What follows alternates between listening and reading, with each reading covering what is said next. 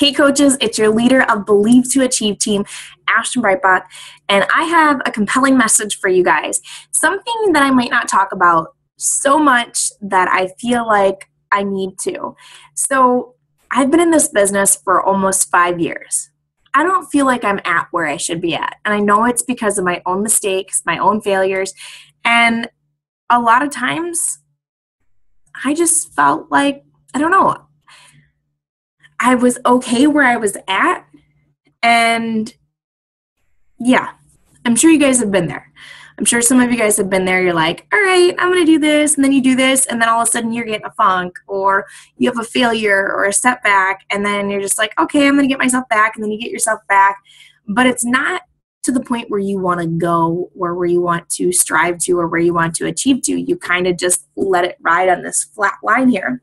So Robert F. Kennedy said, only those who dare to fail greatly can ever achieve greatly. A lot of times it's that fear that sets us back, or lack of action. There's plenty of things that can set us back, but the fear of failing, the fear of achieving even. There's some of you guys that are afraid of success. Like, you're like, oh, well, what if I become successful with this? And then, like, can you imagine seriously making $20,000 a week? Just 1 second here. Just imagine making that for 1 second. What would you do?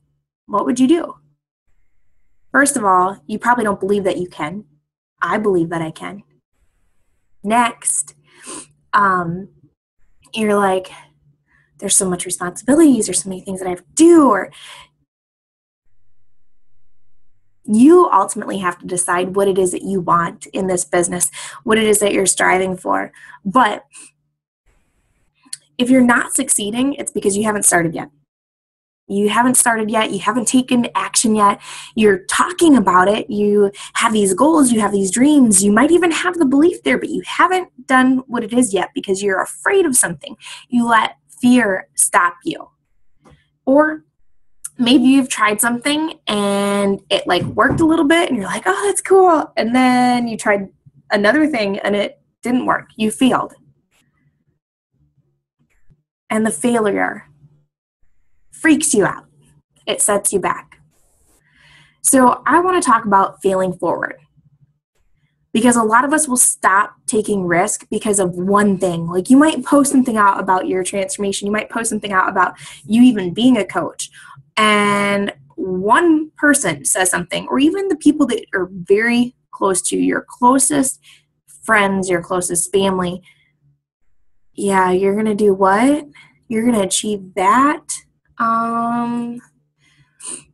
Yeah, I got it all the time. And it was from my closest family members, like, not believing in what I can do and everything. And let me tell you this, I don't care. So quit avoiding risk. You need to start growing, because if you avoid risk, you stop growing as a leader, and then you freeze where you're at and you're on that little flat line. And I don't want you guys to do that. And I've gone through so many failures in this business, and I still have. I don't think I'm the best leader, and I try and I try and I try and I try, and I don't give up.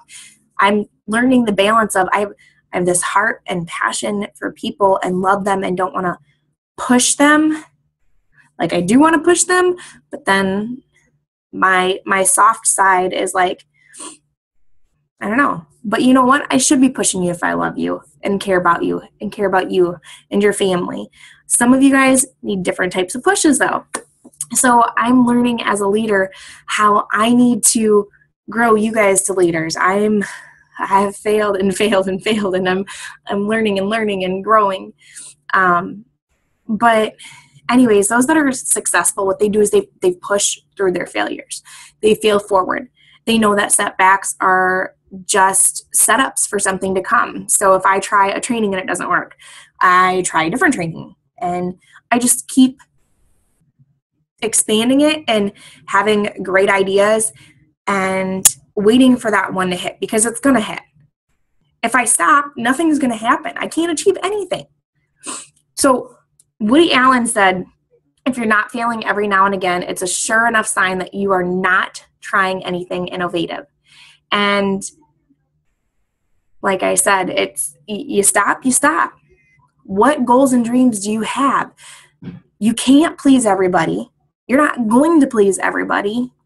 You are afraid that you're going to offend somebody, or that you're going to be coming off too salesy, or you're going to do this or you're going to do that. Why are you worrying when your heart and soul is in the right place to help people achieve their goals? What if you could help a mom get out of debt? What if you could help your family members get out of debt? What if you help someone get off of diabetes medication? What if you help someone, all these things that you can help with, that you're so afraid of worrying about all the other people that don't see it, that don't care about it, that don't approve of it, that want to hate because they're seeing you do something successful. That's most of the reason why people will say what they say, because they're seeing you achieve something greater. They're seeing you take action in a bigger step. And what are they doing? Who knows? Who knows? They're okay with their little everyday life. But you know what? I've got some bigger news. I've got some bigger goals. I've got something bigger to do, because that's why I am here. That is why God planted me here. And I am going to make it happen, whether people believe in it or not, whether people want to talk down to me about it or not, whether I don't care. I know. So failing often can really help in your business. And I don't remember exactly what coach it was, but there was a top coach that said, I hope that my coaches fail more in the beginning than waiting later to do it. Like I want them to fail more. And it was something funny, but so true. I wish that you guys come up with all the failings and everything as soon as possible, because then you know that you're trying things and you're trying to grow, and you're going to continuously change things up until you get to where you want to go. So, great leaders usually fail often, but when they do fail, they rebound quick. And that's the biggest thing from those that fail and then are like, oh my gosh, I don't want to do that again. That was so scary. It was a setback. Or did you die? No, you're here. Great leaders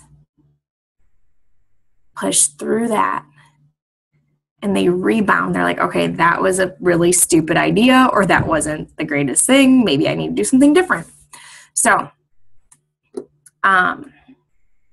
you got to try, fail, learn, adjust, try again, try different things. Don't just look at what other top leaders are doing or what other leaders are doing, even though a lot of those things are great tools for you to use.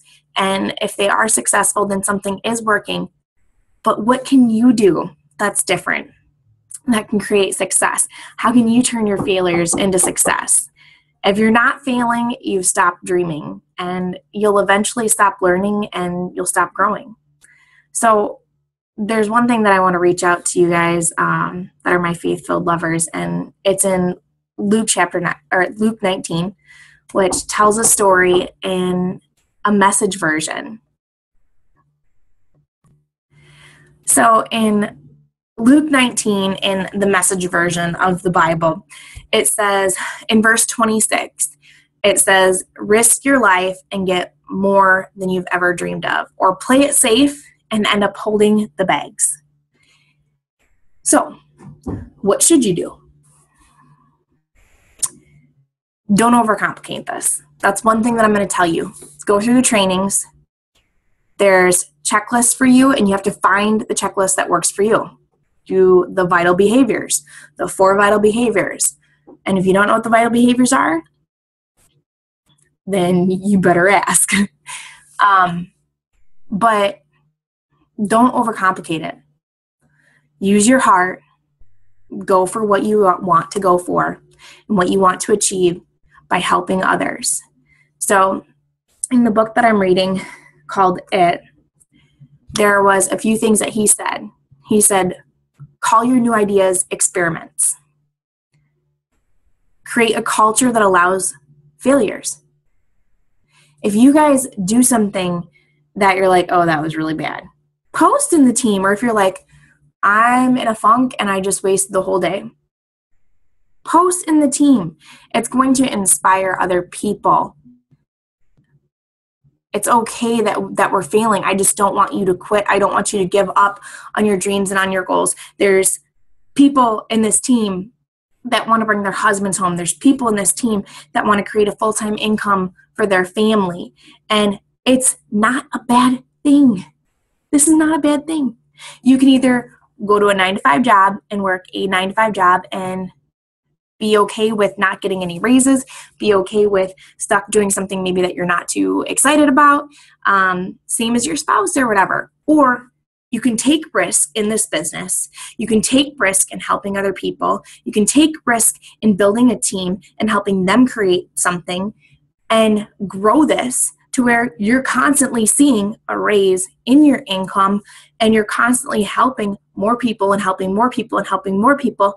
That it's insane. You have to decide though. I don't want to go work a 9-to-5 job. I have the ability to be at home with my kids. I have the ability to do the housework before my husband gets home. I have the ability to run all the kids wherever I need to. Not saying that's something that I enjoy, but I have that ability. So also he talked about don't internalize failures. So allowing yourself to feel that disappointment when a failure comes, but not to let it internalize you, not to let it overtake you and, waste a lot of the time that you could be pushing forward. Like, I did this or that. Like, even if you ate a cupcake, it's done with, it's over with. You ate the cupcake. Okay, I get it.